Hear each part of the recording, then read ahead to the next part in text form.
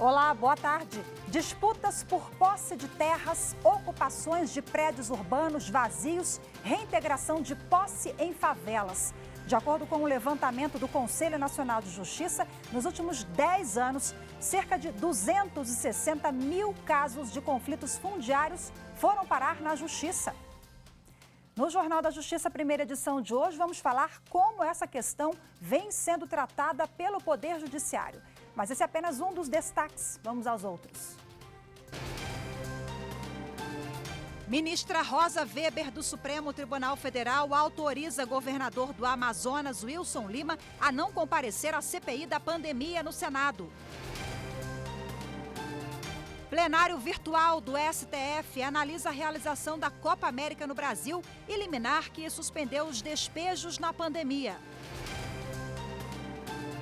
E ainda a decisão do Supremo Tribunal Federal que suspendeu a liberação de agrotóxicos sem estudos sobre impactos à saúde e ao meio ambiente. É o tema da quarta reportagem especial em comemoração ao Dia Mundial do Meio Ambiente. O relator destacou ainda o perigo de grave lesão à saúde pública, que a liberação indiscriminada poderia causar.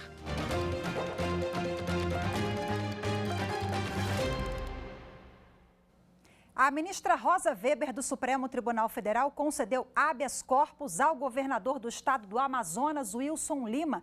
Com a decisão, ele foi autorizado a não comparecer à CPI da pandemia no Senado. Quem tem as informações e traz para a gente ao vivo agora é a repórter Manuela Rolim. Olá, Manu, conta para a gente os detalhes dessa decisão. Uma boa tarde para você.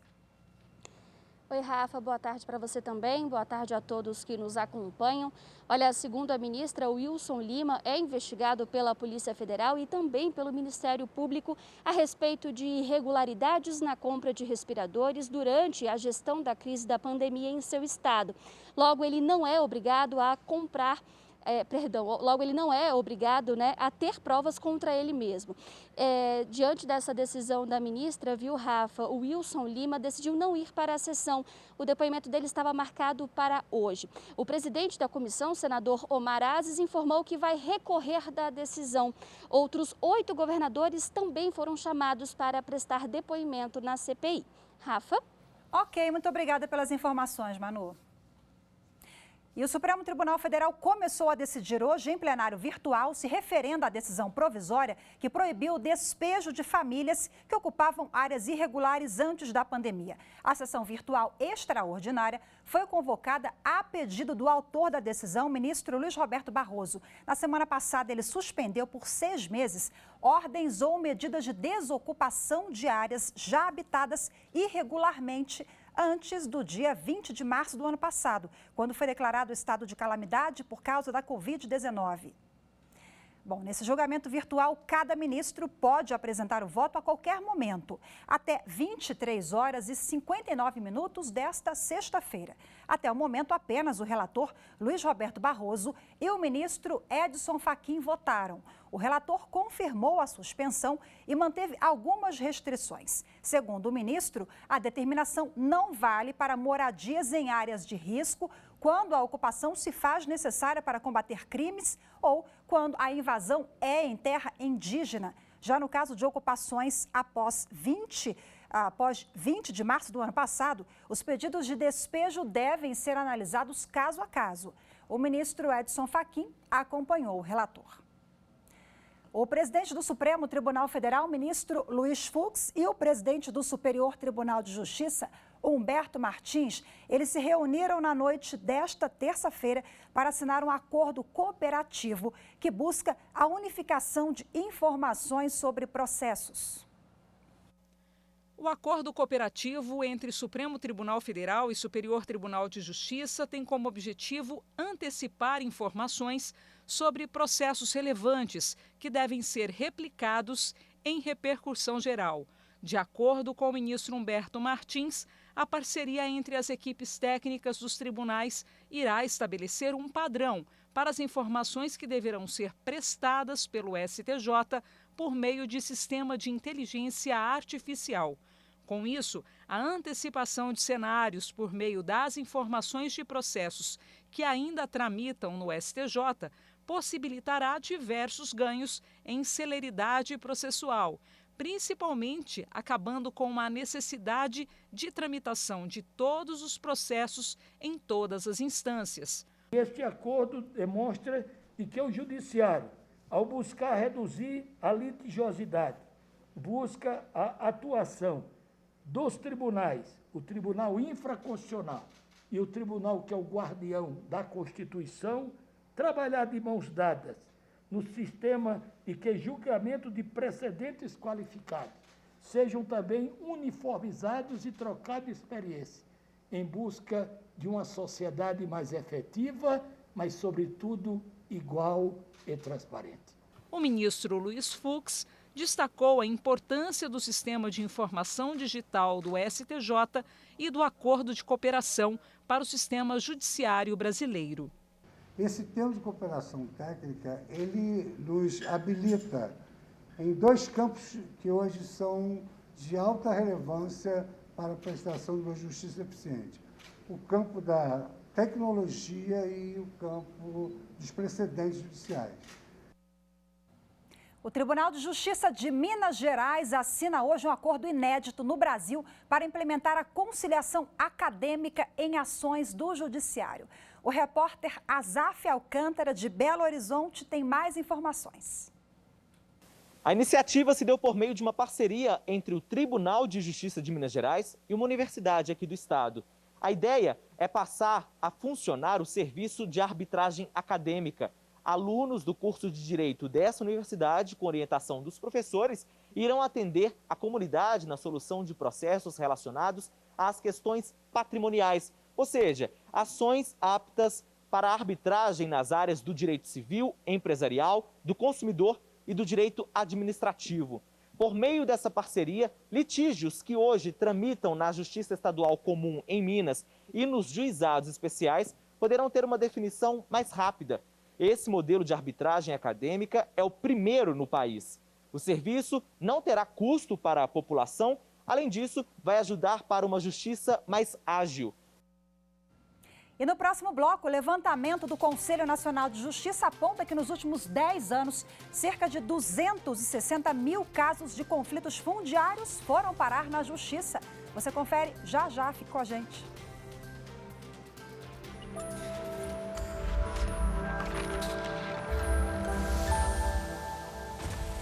A Constituição Federal de 1988, fundada através de um Estado democrático de direito, visa assegurar o exercício de direitos sociais, individuais, de liberdade e bem-estar, fundada em valores supremos de uma sociedade fraternal, plural e sem qualquer tipo de preconceito, além de validar a solução pacífica de resolução de conflitos.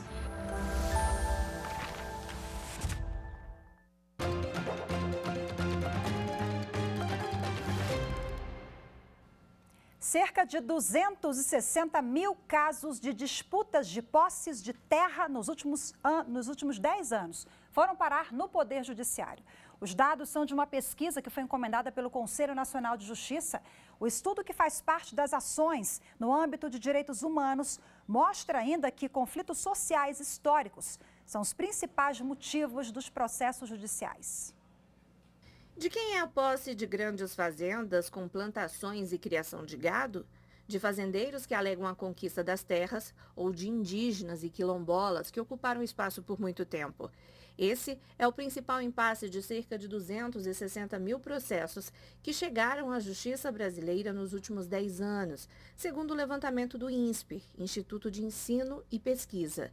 O estudo também mostra que, com o avanço das leis, como o Código de Processo Civil de 2015, mais ações individuais e coletivas têm sido ajuizadas. Outro ponto é que, além da questão da posse de terras, também estão sendo julgadas ocupações de prédios urbanos vazios, reintegração de posse em favelas, ocupação em áreas de preservação ambiental e até o direito em sede de empresas e o direito de uso em terrenos para manifestações temporárias. Os dados foram divulgados pelo Conselho Nacional de Justiça em seminários que buscam soluções na defesa de populações vulneráveis, levando em consideração os direitos humanos. Também foi constatado que o histórico de de conflitos sociais de cada região é o que motiva a disputa por posse de imóveis. A pesquisa aponta ainda recomendações para o avanço da análise de quem é o direito de posse. As principais são a criação de um Observatório Nacional dos Conflitos Fundiários e Possessórios, alterações na lei sobre processos coletivos e a criação de campo nas decisões judiciais para identificar endereços e assim ser feita a análise mais profunda do histórico de disputas de terras na região do litígio. Acho muito útil e, ao mesmo tempo, um facilitador para que os órgãos competentes, né, Ministério Público, todos os intervenientes, além do Poder Judiciário, possam preparar-se melhor para o enfrentamento desses grandes temas, né?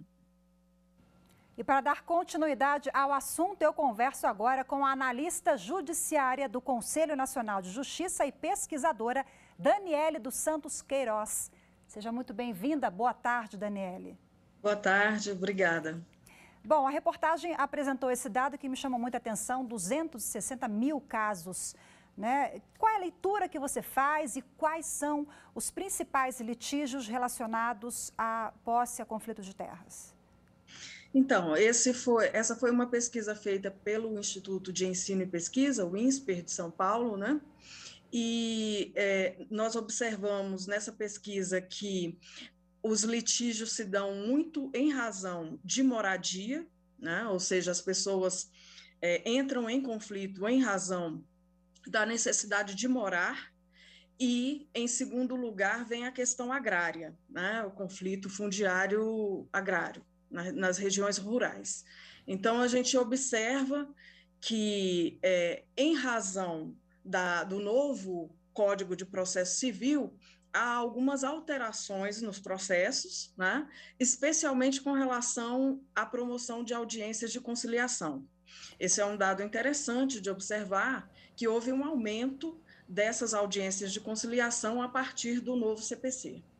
Essa é justamente uma das missões do CNJ, né, Daniele? É aprimorar o sistema e propor soluções para a gente avançar no que precisa. E o seminário tem esse objetivo, né? Esse mapeamento é fundamental para entender a gravidade e poder agir onde precisa. Exatamente. A missão institucional do CNJ é fiscalizar, mas também orientar os tribunais com relação às políticas judiciárias, né?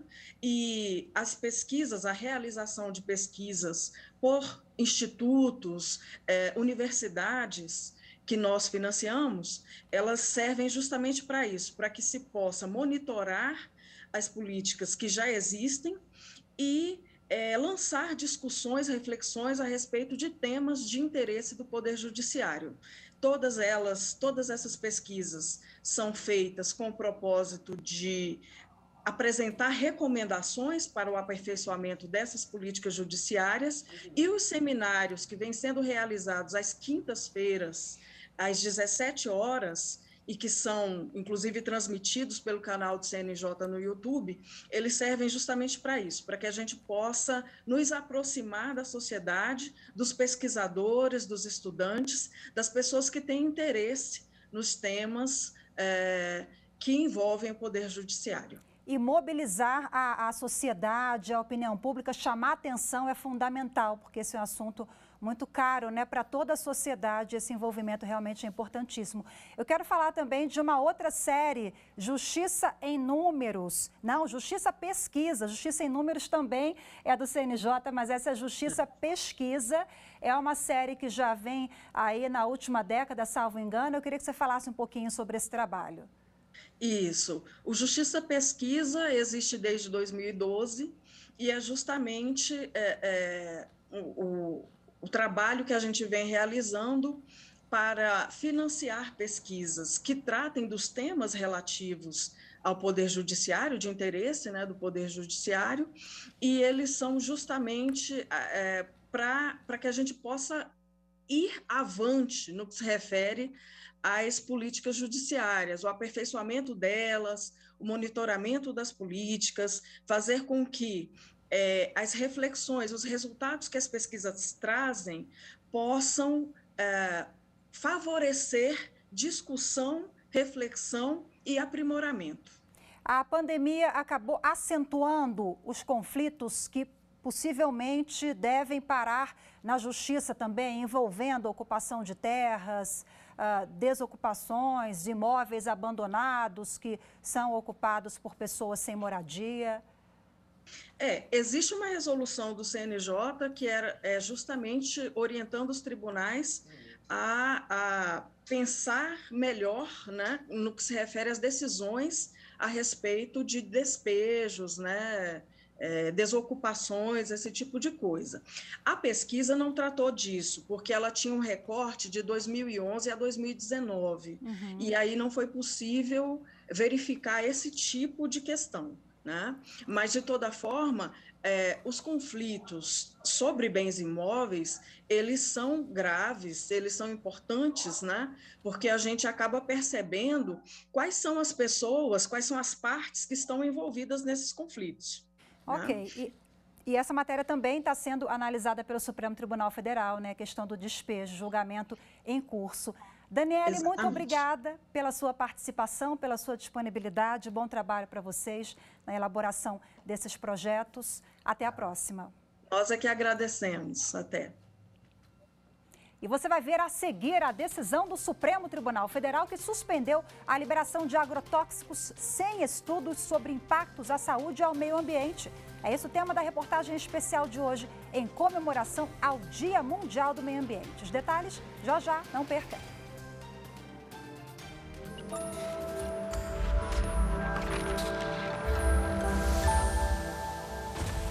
A nossa Constituição, em vários artigos, ela preza pela solução pacífica das controvérsias dos seus cidadãos. Então, ela é dinâmica, ela sempre atende aos anseios da sociedade e cada vez mais nós temos que prestigiá-la para que continuemos um Estado democrático de direito.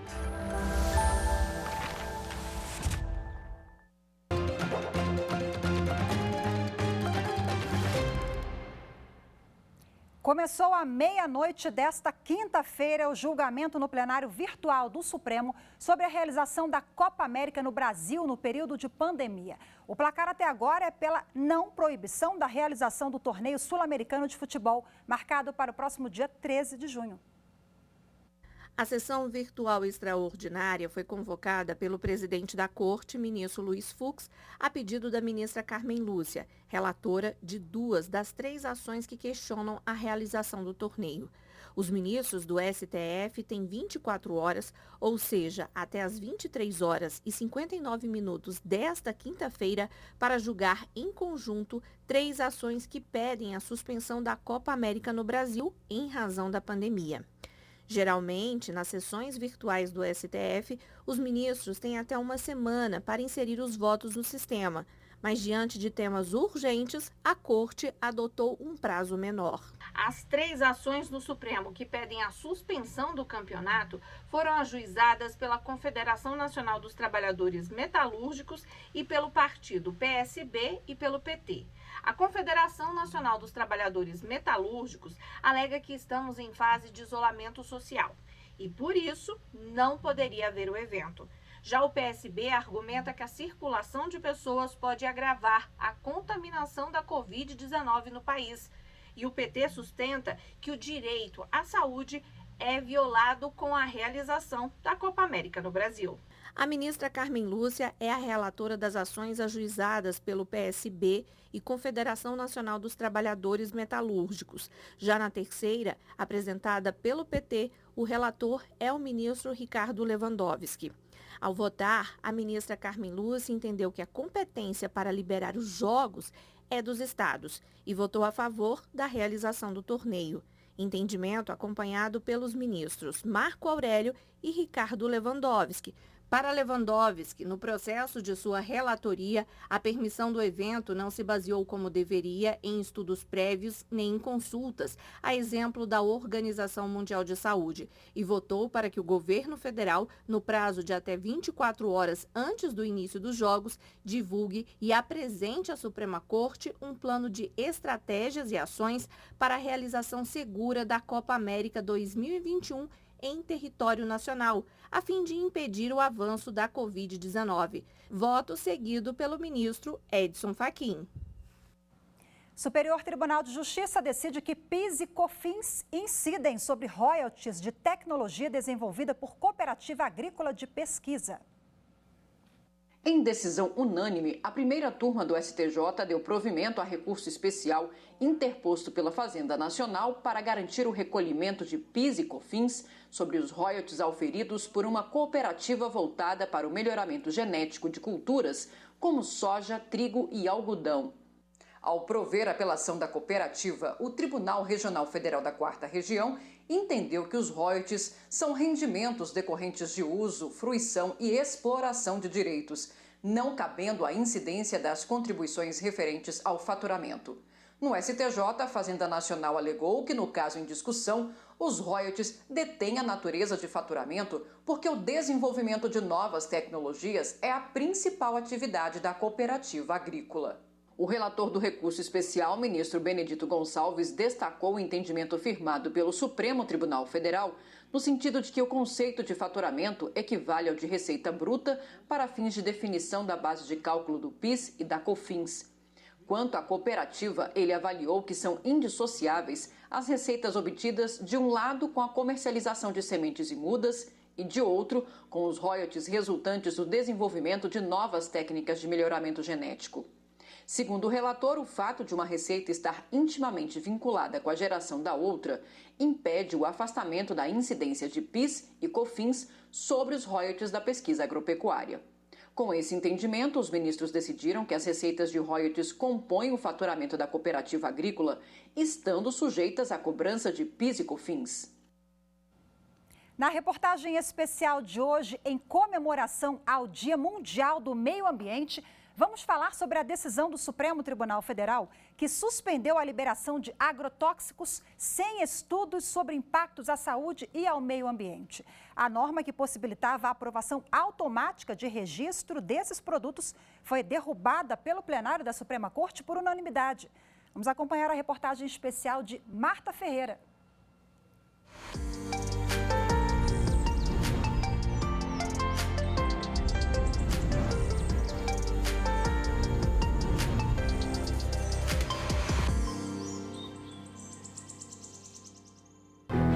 O Brasil é um dos maiores produtores e exportadores agrícolas do mundo.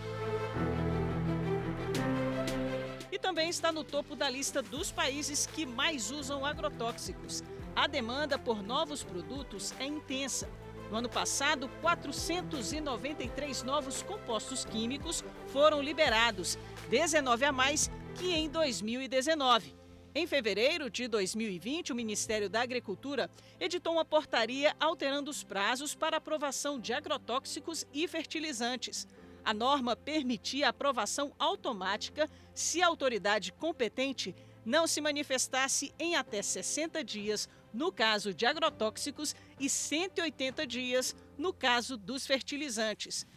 Em março do ano passado, os partidos Rede Sustentabilidade e PSOL acionaram o Supremo Tribunal Federal questionando a portaria. Os partidos argumentaram que a medida incentivava e facilitava o acesso e o consumo de agrotóxicos sem a realização de estudos relativos à saúde e ao meio ambiente. Segundo a Rede e o PSOL, o Brasil tem uma legislação segura para a regulação do uso de fertilizantes e agrotóxicos. Eles sustentaram que, a pretexto de regulamentar a Lei de Liberdade Econômica no âmbito do Ministério, a portaria acabou criando um mecanismo de liberação tácita de agrotóxicos e outros químicos extremamente perigosos e que, ao facilitar o processo de registro, o Ministério desconsiderou que a saúde é direito de todos e dever do Estado. O pedido de liminar foi analisado pelo plenário do STF em sessão virtual em junho do ano passado. O ministro Ricardo Lewandowski, relator do processo, entendeu que a portaria cria uma lógica inversa, ou seja, diante da possível demora na análise de registros de agrotóxicos, fertilizantes e diversos produtos químicos prejudiciais à saúde, e esgotado curto prazo para essa averiguação, considera-se tacitamente aprovada a liberação para utilização indiscriminada. O relator destacou ainda o perigo de grave lesão à saúde pública que a liberação indiscriminada poderia causar, principalmente nesse período de vulnerabilidade do sistema de saúde por causa da pandemia da Covid-19. Por unanimidade, o plenário acompanhou o relator e, com isso, a portaria foi suspensa. Para especialistas, a decisão mostra uma corte cada vez mais preocupada com as questões ambientais. Na nossa Constituição, a gente tem um artigo, o artigo 225, que trabalha com a noção de equilíbrio ambiental e também com a gestão dos chamados riscos. A partir do momento que a gente flexibiliza essa preocupação com diferentes expertises por conta de um decurso de prazo, a gente está ofendendo o chamado equilíbrio ambiental. E o Supremo tem reconhecido de maneira reiterada que a ausência de avaliação dos riscos, do princípio da precaução e da prevenção, que são centrais para a pauta ambiental, tem que ser reconhecido como inconstitucional. Nós estamos falando aqui em direitos fundamentais ao direito à vida, direito à saúde, o direito ao meio ambiente sustentado, previsto na Constituição, e o direito à produção econômica. O direito à produção econômica não pode sobrepujar esses outros direitos de uma forma totalmente desbalanceada. Depois dessa decisão do Supremo, o Ministério da Agricultura revogou a portaria e publicou uma nova norma em janeiro deste ano, em que definiu níveis de classificação de risco para as atividades que dependem de aprovação prévia e retirou da lista de aprovações tácitas aquelas relacionadas ao registro de agrotóxicos e fertilizantes. Essa decisão ela tem como base o princípio da precaução, considerando que não se pode aprovar por decurso de prazo, inclusive, o uso de produtos e substâncias que possam causar danos ao meio ambiente e à coletividade.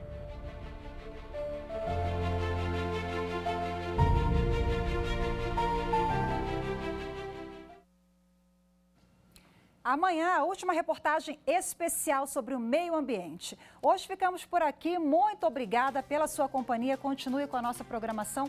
Eu volto na segunda-feira, excepcionalmente nesta sexta. Quem estará com vocês aqui no JJ1 é Carlos Eduardo Cunha. Obrigada pela companhia. Boa tarde.